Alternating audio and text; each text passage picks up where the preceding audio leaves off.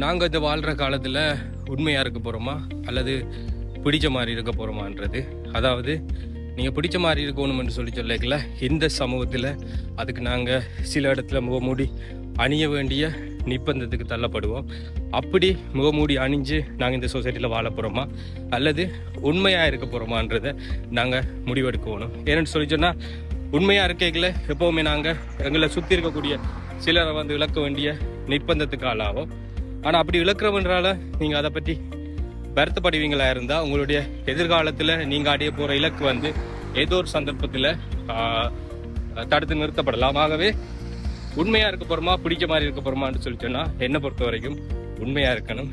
உண்மையாக இருப்போமா இருந்தால் நாங்கள் நினைக்கிறத ஒன்றுக்கு பல மடங்கு சாதிக்க முடியும். எங்களை சுற்றி இருக்கிற ஒரு சில பேர் எங்களை விட்டு விலகினாலும் எங்களோட வாழ்க்கையில் எங்களோட இலக்கை அடைகிறது ஒரு உண்மைத்தன்மையோட நிரந்தரமான ஒன்றாக இருக்கும்.